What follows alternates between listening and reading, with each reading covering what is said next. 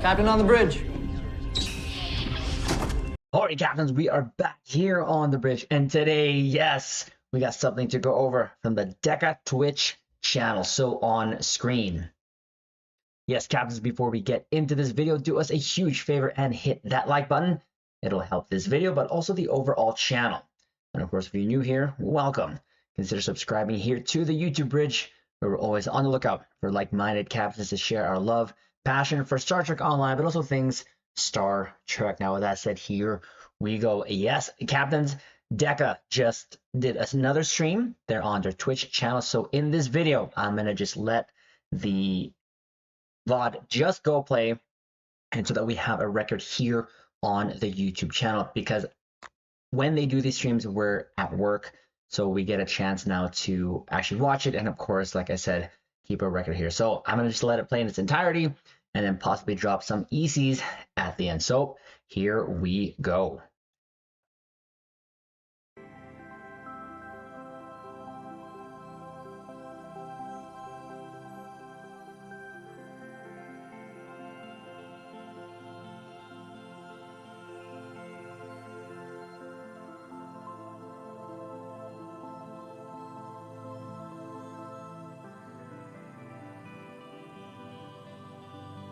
There's a crowd forming. All right. I guess it's time to start. Hi, this is me again. This is Pandas, which you might have seen him here a few times before. We're gonna do a bit of a different take from the last streams you got from us. So while everyone's been working really hard on upcoming new content, we decided we want to show you a little bit behind the scenes today.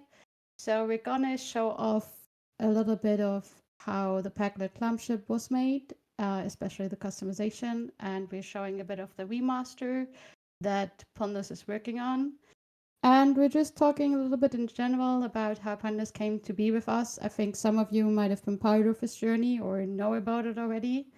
Yes, and the Panda Head, of course. So we thought we would take some time to dive into that a little bit. But before we get there, as always, one question. What creature from Star Trek would you like to have as a pet? And you can answer first this time.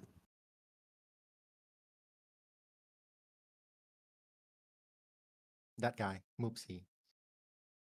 Yes, I also want one. So that would have also been my answer. But to be fair, it's so cute. I would take any risk just to have it at my side. Like, Who really needs bones anyway, you know? right? I could be so much more flexible without them. So So true. would work out great. All right. But yeah, But I think we should start with how you got to be here, and why you love Star Trek so much. yeah, Star Trek, man.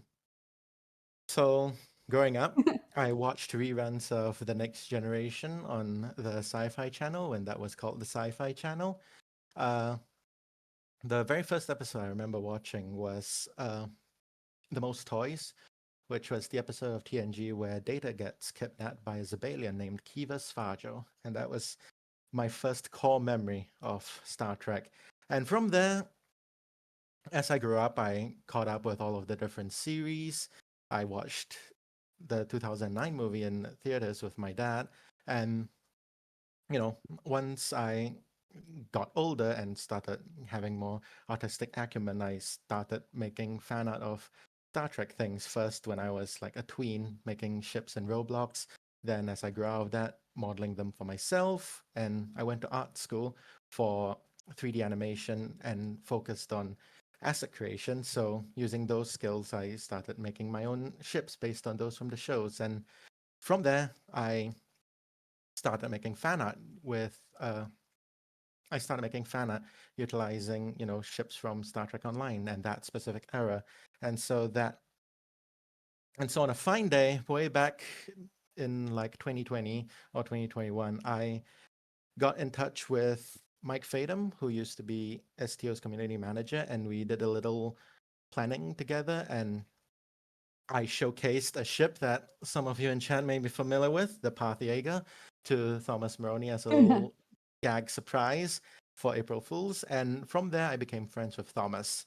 And it's through that friendship that I both got to work on Star Trek Picard and got to work on STO's Ex Astris and got to work on STO now. And on the Pathega, I have to say, I think it'll be much more funny if we never add it, even though I work for the game now. I think that's the funniest possible outcome. Yeah, I think at this point we cannot add it for the joke. Like, it would Yeah. ruin the joke too much at this point. Maybe I'll make a fun teaser out of it. Maybe we'll just keep the joke going for the next few years, honestly, at this point.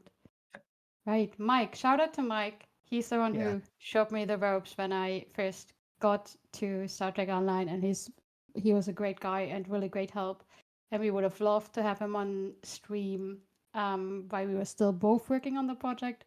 It never quite worked out, but it was great working with him for the past developer streams where we were figuring out our own Yeah, he's streams. amazing. Yeah, definitely was great working with him. It's still great working with him. I do have some some content creator streams planned in the future, so you might see him again, and also some other of your favorite content creators. I would really like to feature them more on the platform here, so you can look forward to that, besides the ship streams and the reveals and all the other cool stuff that we do. All right, why don't you take us in a little and show us a little bit about the engine and how you learned everything that you know and how you make these awesome ships now. Well, before getting to work in the engine, I also want to talk about my history with Star Trek Online before I got the job. And I briefly mentioned earlier that I got to work on Star Trek Picard, so I have something to show chat related to that and STO as well. Something that everyone Very might find excited now. familiar. This is I work on STO now, but before that, this was probably my magnum opus. Something that a lot of people find familiar, and I helped work on it. It's the reveal of the Enterprise F from Star Trek Online in Star Trek Picard Season 3. And I had the opportunity to do the pre-visualization animation for it, which is, it's a bit daunting in a way to have like my life dream of working on a Star Trek be accomplished at like, this was back in like 2021, so I was like 20 at the time. So it's a bit scary, but from there, Thomas gave me the opportunity to work on Ex Astris, which, if you don't know, Ex Astris was a series that Thomas and Mike, and after the first episode, I worked on in collaboration with a YouTube channel called Space Talk, where we did in-universe breakdowns of Star Trek Online ships. It's like the Gagarin class, which is an updated version of a design from Star Trek Discovery, as well as the Enterprise F itself, as well as the Giorgio and a bunch of other ships. And it was a really great opportunity that I cherish a lot because of how much freedom I had. And it was through that I got the chance to work on the 15th anniversary bundle trailer, which I hope everyone enjoyed. I And, definitely am. I yeah, think it looks amazing. yeah. So working on Ex Astris and being friends with Thomas is how he helped to, since he knew me and he knew my proficiency with 3D art, that's how he helped get me this job working on Star Trek Online. And I don't want to hype myself up too much or downplay my own skills in doing that, but I cherish my friendship with Thomas a lot. He's a great guy. He is. He was super welcoming when I started here as a CM too. He's really great to work with, and obviously you guys have seen him on stream. He's also just really fun to have as a colleague and to be on stream with him. Yeah. And Thomas was like basically instrumental with helping me learn the engine, which we'll get to after I'm done showing off my own work. Oh no, He please, not and for me. It looks great. yeah, Thomas, Nick from Cryptic, and Mauricio from Cryptic. Nick was the lead environment artist, and Mauricio was a fellowship artist. Both of them, especially, were really great in helping me and like a lot of us at Deca learn the engine, because It is admittedly it's great. I mean, I love working with it, but it is old and doesn't conform to a lot of standard norms these days. But it's been a great fun. It's been a great fun to get to work on STO. With all that being said, before we talk about the Pakled ship, I wanted to show off a normal ship. So if you'll recall, this was our recently released Proxima. This is specifically the Proxima 2 variant that I personally worked on with the help of fellow concept artist Jamie and with input from Thomas, of course. So ships and Star Trek Online are pretty complex. And, the Cryptic engine it started off as an engine for superhero games. So in a lot of ways behind the scenes, ships are sort of set up like how people are. Like what controls a ship is called a ship skeleton. That's how you dictate where parts kit bash and all that. And it can be unintuitive in ways, and it can be really powerful in a lot of ways, which is how we could have ships that differ from the Proxima to the Pakled Clump ship, for example. We can have a look.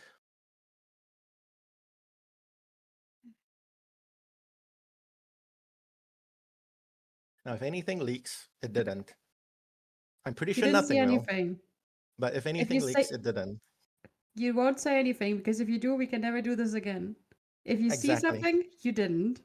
Exactly. I have taken precautions, but just in case.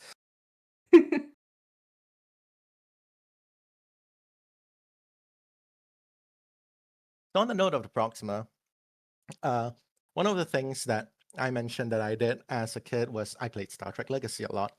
And one of the cool things about that is that all of the ships, their files are made in like a human readable format.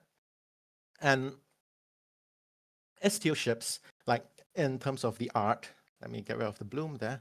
In terms of the art, it's very similar in that vein. Let me find something. Let's see. I can open up as an example.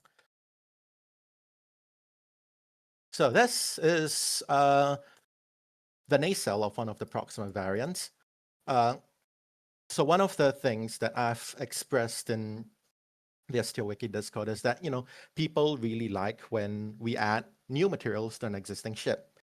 Unfortunately, that is quite a bit of a pain because you see all of the materials are over here, and every time we add a new one to a ship, we have to add it to all of the individual pieces. So the neck, the saucer, the torpedo part, all the pylons, the two nacelles, the two hulls, etc., which is why it's a bit of a pain to do. And which is why when we update a ship, we try to do it for the ship to add any materials that we consider standardized that go on all ships going forward. So, for example, when I updated the Thry and the D9 to fit the new Atlas scale, I also took the opportunity to add the missing Klingon and I think Romulan. I'm not sure, it's been a couple of months at this point, but I took the opportunity to add the missing materials to the Thry and D9 in the process. And although they all exist as text files, a lot of their creation has to be done in the engine itself. Let me get this to open properly. There we go. So for example, you can see how the Proxima is set up. We have all of the different pieces and all of these are costume geometry definitions. I think that's what the proper name for them is called. And for each one, we tell it what materials it can use. We tell it what child bones is the technical name, but basically stuff like the decals, the windows, all of that stuff, how all of those are set up. And one thing that I have expressed in previous streams is that windows are an extreme bother to set up because, as you can see from there, when you set up windows, you need to create these definitions for all of them individually.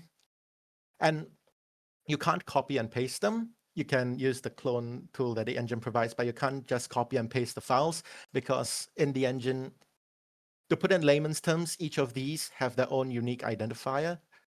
and they can't be just Control C, Control V. So it takes a lot of time to add new windows to a ship, for example. And you can see just for the base Proxima, you can see how many of these definitions there are for the base Proxima 2. You can see how many of them there are for the ship in particular. So a lot of this has to be manual work with some cloning and copy pasting of the actual values themselves. But it's a tedious process, but it's one that I've gotten used to. And it's a joy to see my work be realized in the engine. And with all that being said, I'm not a character artist, but it's just as difficult for character art, to my understanding, if not more difficult, because of humanoid combinations and how shirts and pants and stuff have to be compatible across so many different species and such. So it's pretty difficult to get a ship set up data-wise, and yeah, it's probably more difficult for character costumes and such. Yeah, someone just said, oh, so it's in the engine and not just Photoshop. I Yeah. think a lot of people don't realize how much work goes into these small things. And yeah, characters are a little hard. That's why only some species wear sunscreen in our Yeah. last summer event, because we fixed quite everything I think that you guys reported, but that's what makes things difficult. We have to take care of all the different ships and all the different species when we do fun things that you guys asked for a long time, like shields and customization and fun little cosmetic items. Yeah, and all of that is how and all of that is how to make all of this work. And it's how you can have all of these wacky combinations of starship parts for you to play with. But with all that being said, let me hide something real quick, and Oh no, the leak. It's lurking. it's fine. I'm good at my job. It's back. Whoop. So this guy, very different.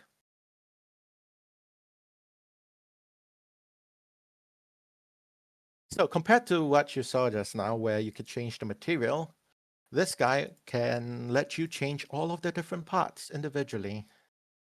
And since, unfortunately, we didn't do a stream when the Pakled Clump ship still came out, however,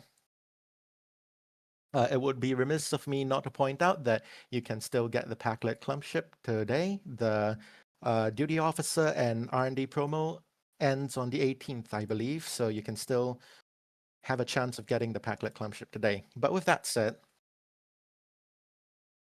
if you look at Proxima, so one of the, in my opinion, just speaking for myself, less than intuitive ways that the material system works is that all of the materials that are on a ship, like all of these, it checks for them by name. So if I have a defined material on all the parts, but one of them is set to, say, the galaxy texture, it will mix and match them. And that's pretty unintuitive, but it gave me the opportunity that I'm really grateful Thomas let me proceed with, to have a lot of customization for the Pakled Clump ship. So if we go into that same space in the components browser, you'll see that all of these pieces have a definition here called ship paint. But if I actually go into this, you can see that this is set to use the Dideradex material, the Dideradex Type 4 material. This is set to use the Dideradex Type 2 material, and this is set to use the Dideradex Type 1 material. So what that means is that although all of these are called ship paint, they all look for a different texture, so to speak, which is why the customization for the Pakled Clump ship is extrapolated from having a material that you can change to having individual parts that you can customize, because it lets you mix and match different materials. And as a fan of Lower Decks and as a deep fan of Star Trek, having customization for the Clump ship was something that I really wanted to do. If, the reality is that we have limited time, and if I had more time, I would have wanted more actual like differences in the model itself. But because of what we had, I worked with what we got, and I made sure that every single part had at least one. Why space blue? there we go, had at least one version of it that you could customize to. So if I customize Starship, So if you I had go into had more advanced. time, we would have gotten everything customized 10 times over, basically. Yeah, that would have been ideal, but the reality is that would have been a lot of work. And so what ended up happening is that this version of the Pakled Clump ship is very definitively based on the one that we saw in season 2 of Lower Decks. Because in season 1 we saw way more different variations of the different pieces, but in season 2 they were all pretty universally based on the Tellarite hull and the Durdex wings, etc. So I tried. Oh, and also I have to shout out Thomas for letting me give all of the ship customization parts really goofy names in the Packlet style, like ship body, front of ship, middle of ship, back of ship, shooter, thing to make us go, thing to hold ship. So yeah, this was the only geometry variation that I had time to make, which was to change the Bird of Prey style guns to the Nikava style cannons on the shooty bit. Yeah, I hope players have been enjoying the Packlet Clump ship. It's one of my favorite things that I've worked on for the game. I can just do this and it'll be new each time. There's just so many Yeah, different pieces. I've been when I first got it, I played around so much with all the different colors, and I couldn't decide what was my favorite combination. Honestly, I think it Yeah, looks really good. yeah. So yeah, I hope and again, you can still get the ship. The R&D and Duty Officer promo is still running until the 18th. And if you do get it, I hope to see you around flying it because I love this guy. What a goofy ship. If you do get it, ping pandas 10 times in the Yeah. Discord. Or ping me on Blue Sky. I love seeing people on Blue Sky. I love seeing STO players there. Yeah.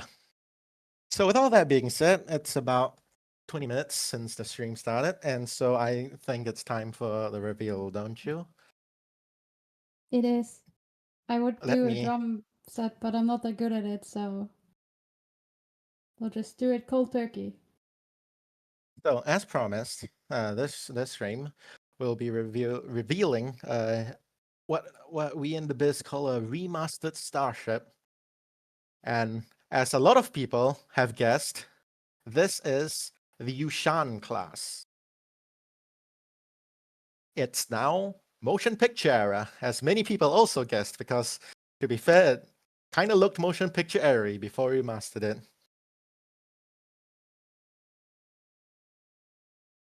Now, let's see. Before I get Alright, too deep I into it, think Shed is very happy with you. yeah, I gather. But before we get too deep into it, I do want to point out this isn't all my work, even though I've done a lot of work on it. This model was made by the fantastic artists at Virtuos Games, who also designed it. They are an outsourcing company that we sometimes use to create ships for us, and they did a fantastic job with it. They also worked on the other Saber family remaster called the Rapier, and they also most recently worked on the much beloved broadsiding boat, the Kerala, from the 15th anniversary classic film bundle. And speaking of the Kerala, some eager-eyed fans might notice it's pretty similar to the Kerala in shape. But with that being said, I do want to give you captains a refresher. This is Yes, please. what it used to look like. Look at that guy.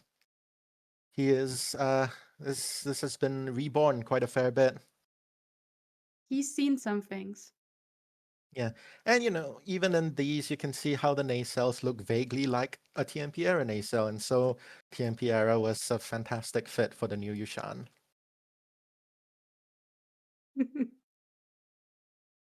People really don't like the old version now that they saw the new version.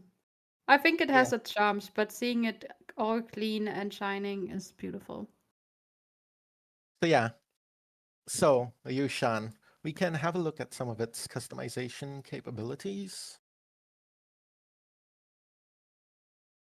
So also the usual. This is a Starship Remaster, so this ship will be free to any owners of the to any owners of ships in the Saber Escort family. So that is the Saber, the Escort, the Escort Refit, I think, as well as the Da Vinci Miracle Worker Escort. So if you own any of those, you will have access to the new Ushan, and as usual, the Ushan will be this new Ushan model will be replacing the old one entirely. So I hope captains enjoy the new version. And as to when this is coming to STO, I have no idea, to be honest. So I'll make sure to include it in the patch notes as much as I can, and we'll see We when it will appears for probably post captains. some pictures when it Yeah, comes into the game. So you will definitely not miss when it's coming, but obviously these take a little time to integrate and get yeah. into the build. So I can, ooh, look at that, nacelles. I can hit randomize a bit. So yeah, unfortunately on the Saber variant. Also, I should note before I get too deep, this is not final. There's still a few days of polish that I'll be doing on this. So what you see right now is near final, but what you get in game may be slightly different, but the base model is probably gonna not change at all. So I hope you enjoy this. But I can hit randomize a few times and ooh, wow, love how the saucer turned out on this one. And you can see how it fits with the other ships. And I want to point that out because I know this looks kind of bad, but I'm not sure if there's anything I can do about it because the Saber just has these fins sticking out of it. So we'll see.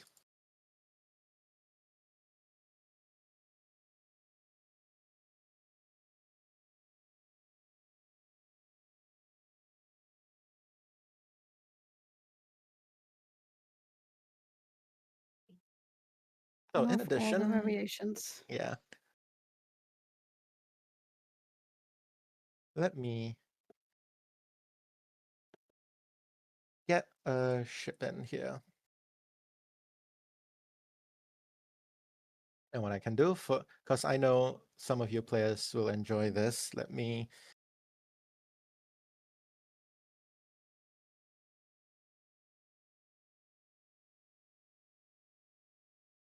It's just a fashion show for ships today.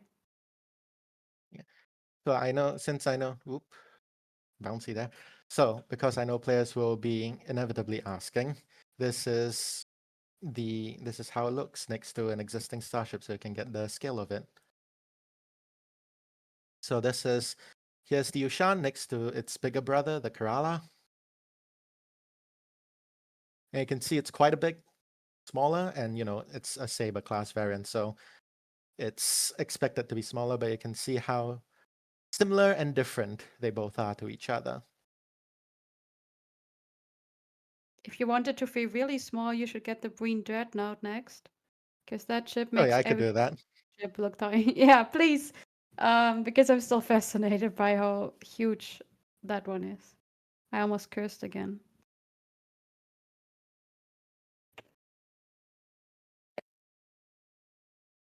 So yeah, that's That pretty big. Whoop. You'll probably fit in its mouth too. I think we should now use the Breen for size comparison with all our ships because it looks startling every time. Yeah, and yeah, big, very big. But it handles really well. Maybe I should get that. I need something that's not my Mars pilot. Because I run into things with everything else. So the other interesting thing that we want to show off on stream, if I remember to set it up. Let me pull it up for chat in a moment. But yeah, small ship. That just means it's a little more stealthy.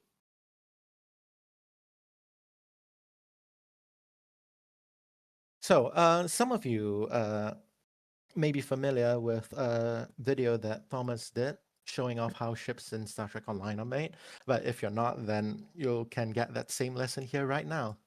So this is the Ushan in the most technical form it can exist, and that is the original source model file for it. So this is how ships are set up for Star Trek Online. All of these bumps you can see, all of these little strange pieces of geometry, these are what determines where the ship plays visual effects from. So these are where phasers will fire, this is where the single cannon will fire, this is where phasers will fire, this is where the impulse engines will come from, this is where the aft torpedoes will fire, this is where the fore torpedoes will fire, this is the deflector, and so on and so on. So if I bring the engine back up and oops, don't want to get too far. And if I turn to face him, you can see, well, it's a really small ship, so it's hard to see, but you can see phasers firing from like the side, so I put the mount points on. If I fire a torpedo, you can see it. Well, the torpedo is too fast. Oh You can no, see our it sort ships of are come out doing from too where well. it goes from where I have it pointed out to be. Unfortunately, I forgot to take off the Gatling emitter from the Da Vinci, so now I'll just keep shooting the Breen Dreadnought.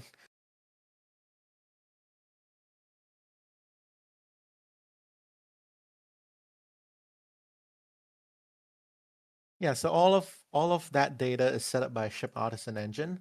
I know that in the past there have been some bugs with them, but sometimes it's not to put blame on anyone or anything, but it's a complicated game. Sometimes effects don't assign them to the mount points correctly, then it happens. So it can be both our faults, basically, is what I'm trying to say. Yeah, so back in here, you can see all of the mount point setup for where all the stuff fires from. And if I hide the main body of the ship, you can see that there are also pivots to tell the engine where to put the hull, where to put the nacelles, where to put the saucer for the ship customization in the engine.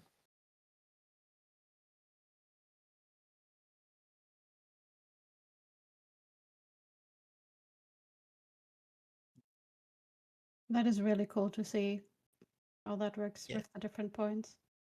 This is also my first behind the scenes look of some yeah. of these things, so I'm right here with you guys, being absolutely amazed. One of the cool things that about this ship in particular, the Yushan, that some starship aficionados might have noticed is that one of the things I did was to add a bunch of greebles taken from other motion picture era starships. For example, this comes from the Miranda class, and some of these also come from the Miranda class, some come from the Kerala itself. And I think doing stuff like that, especially to models which need a bit more finesse to get it to look like the era it's supposed to be in. It's a fantastic model, though. Some of them require shared design lineage with existing ships to get it to fit in like it's a family.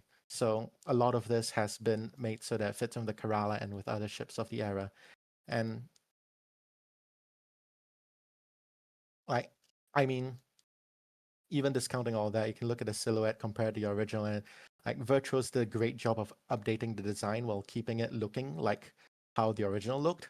It's a slight shame that the nacelles aren't curved anymore, but that was pretty silly of the original model. So I don't think that's too much of a loss. Oh no. Silly ships, we would never do that.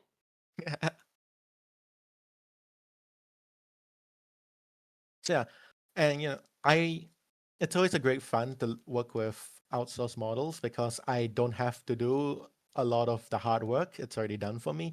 And with like people like Tobias Richter and with uh, the folks at Virtuos, it's always great to have like a fantastic base to work off of and to just get it looking like it belongs in the TMP era for this ship in particular.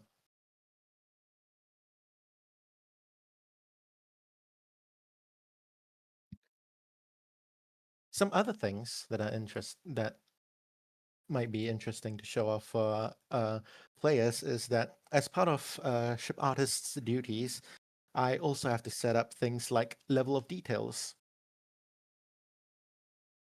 So if I do this, it looks the Somebody same if asked, I how do long this. does it take for a ship to be made? That's a great question. If memory serves, I think the Garrett, which I do have on this character, if I go my pride and joy, the one of the most recent ships I worked on before the Proxima, this guy. I think this ship took me about 2 months to make from start to finish. This was designed by Hector Ortiz from Cryptic. It's an amazing continuation of the Alliance lineage. So like this was very complex, and it was one of the first few ships I had to make from scratch. I think this was my third or fourth, and so it still took me a bit of extra time, but this ship in particular took me, I would say, just under 2 months to do from start to finish.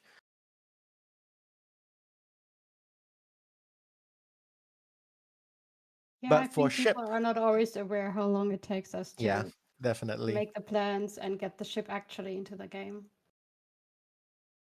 But for a ship like this, which already has a fantastic basis to work off of, thanks to Virtuos, this, I think it's not done yet, so I can't say how long it has taken me, but it'll probably take me about 1.5 to 2 weeks to bring it to completion. So, like I was saying, one of the things that we artists have to handle is also making the level of details, which I think is, it's the kind of thing that it's in a lot of games, but these are all like made in 3ds Max as well, compared to something like Unreal, which probably has like Nanite, which does level of detailing with magic or whatever. But in our engine, it has to be done semi-manually using like modifiers and such. So it looks like that. This is for when your camera is so far away from the ship, it looks like 3 polygons worth of detail. So that's also part of a ship artist's responsibility. One of the other things is, and there are ships where this doesn't work as well, but it's something that we also work on, is the vertex lighting. So because our engine doesn't, well, in the case of ships especially, it doesn't really support like actual physically rendered lights. So what artists do is they paint in colors. So if we look at how it looks like in 3ds Max, you can see that I have painted on some red and falling off the black here, so it translates into the engine as light coming from the impulse engines to give it that extra oomph, to make it feel like it's a real ship with real pieces that are casting light on each other. Right, one thing that I think is also kind of goofy that I can show off is uh, artists also work on the collisions for ships, and it's always a capsule. Even player characters are capsules, so it's just a little tube that dictates what your ship can and can't run into. And all of our ships basically look like that. It's pretty simple, but that's just something that looks silly. I want to show you. Yeah, it's basically the I'm here to physics encourage hitbox the for ships. silly, so I think it's my job. Yeah. So yeah, again, like I said, I don't know when this will be in the game, but it'll be free to anyone who owns any of the Saber variants, like the Saber or the Da Vinci Escort and stuff.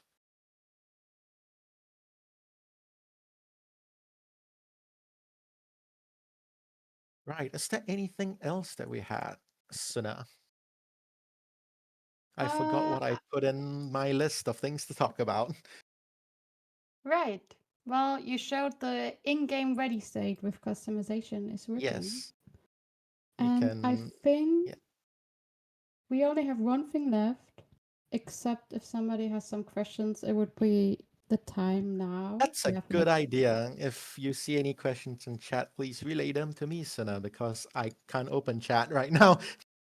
Yeah, I have it open, so you guys have 1 minute to ask some more questions. And if you don't have any, we have one little thing left for you guys. And otherwise, we will call it a little earlier today because this was mostly just about showing you a little peek behind the scenes. Yeah. All right, know. I think it's mostly questions of can you please show it next to other ships, like in Okinawa, for example? Well, that I can. I just need to bring the silly little guy back. Asked how much work does it take to fix the warp trails? Warp trails in what way? Please clarify because I'm not the expert here. Please clarify for Suna chat. Hold on, let me actually find what the Okinawa is called in case I load up something I shouldn't. Pushing us into leaking things at the last moment. Maybe this is something you can talk a little bit about. How do we decide what era to remaster ships for? So, unfortunately for chat, that is a decision that goes to Thomas, who is in many ways much more of a Trek aficionado than I am.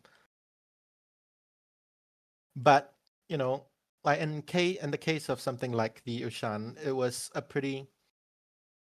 Why is that there? Hold on, go. There we go. Sorry about that. Windows is annoying. There you go. So in the case of the Ushan, it was a pretty.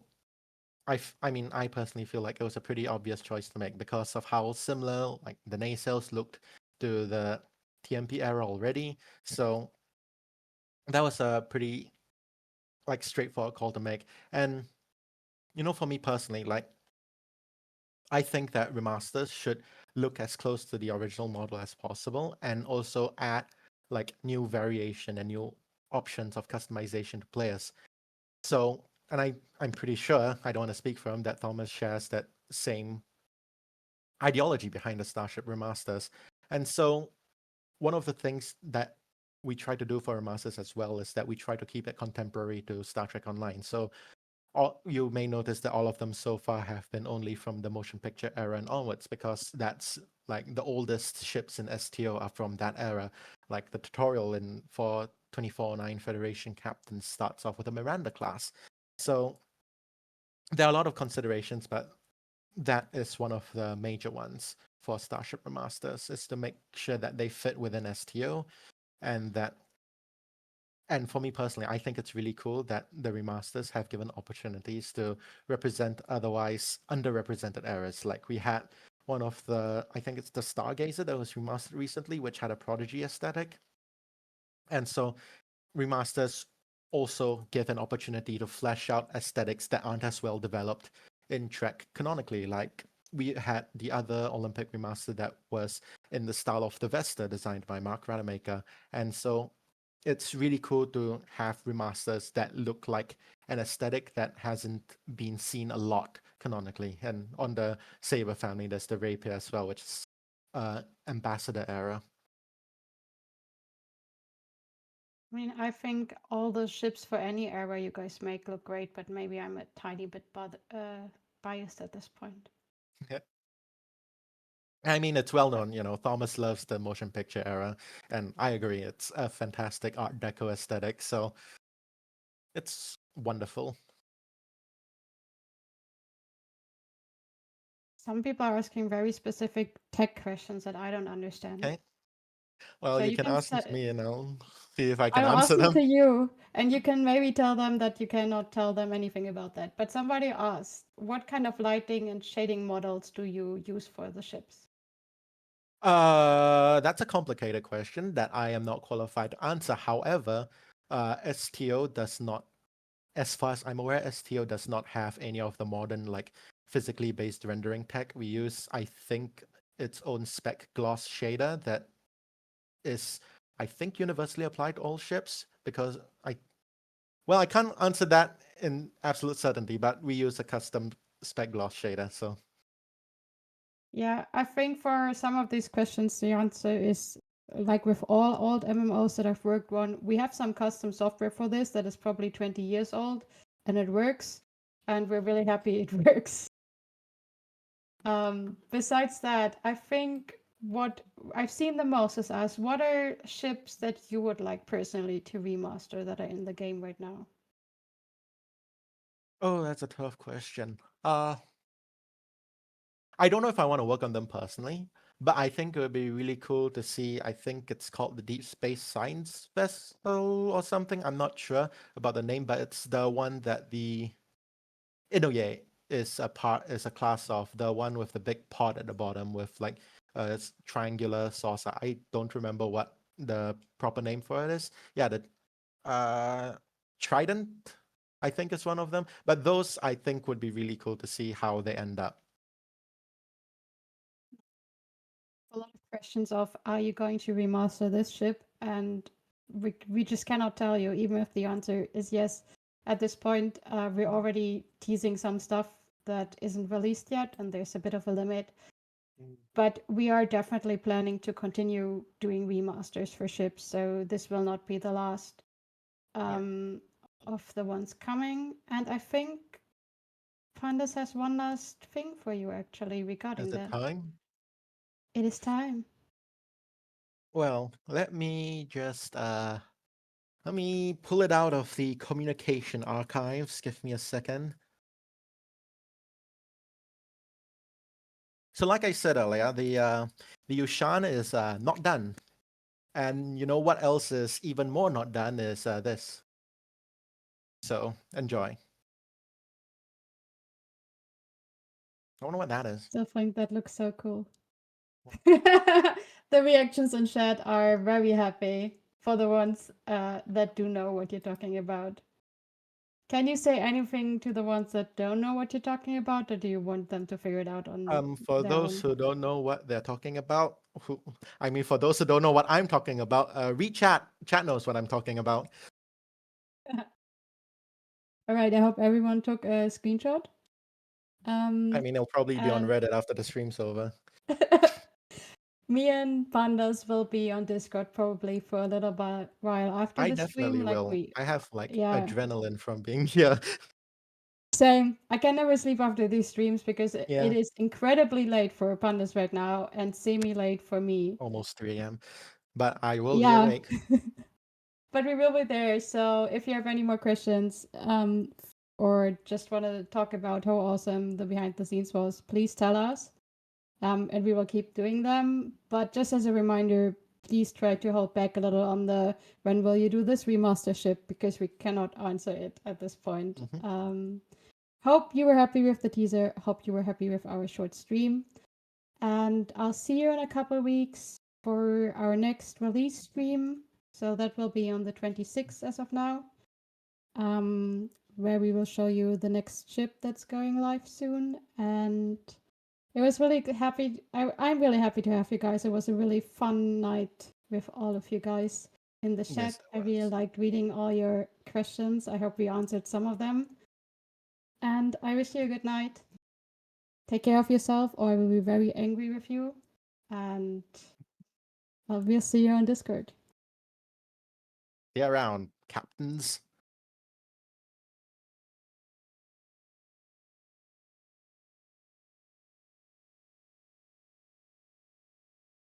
All right. Well, that was the entire stream there. It seems like it was nice, like 50 minutes, but more like 40 plus, 45 minutes plus of them just going over Pundits, who was being featured there. And I actually do want to drop some easies here. So things I noticed from the stream. Senna, absolutely, absolutely love the way she holds her streams. In fact, that she is very organized and she has the questions ready and she's making sure that there's not too much downtime, which does happen sometimes, especially live. So really do appreciate that from her. Sometimes the little commentaries she adds. For Pundis, love Pundis. I mean, you can tell he's really super proud of his work. I love how he shared how he got into Star Trek Online, and you can tell how happy he was just going over the things he does, and love his love for the Proxima. As you know, Caps is one of my favorite ships as well, aesthetically.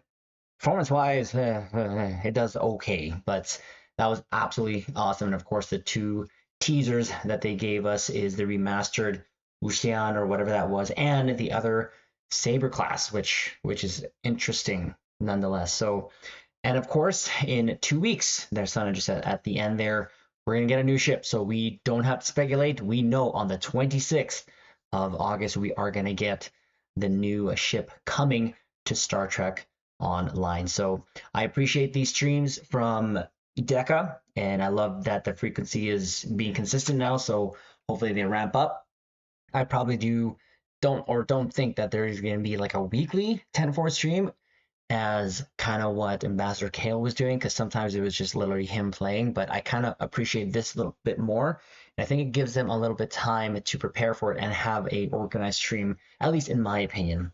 And I hope Sana does continue on with not just, let's say, pundits, but of course maybe Thomas, Jeremy, the rest of the new team as well that we were introduced to, especially here on the last stream that they did here. Miku, I'd love to know a little bit more about her, but Caps, that's going to be the video. Again, we just wanted to keep a log of it here on the YouTube bridge. So do us a favor, like the video and comment below. Let us know what you thought of the stream. I would like to know, of course, if you're new here, consider subscribing here to the YouTube bridge. And of course, we'll just leave it on this note. Live long and prosper.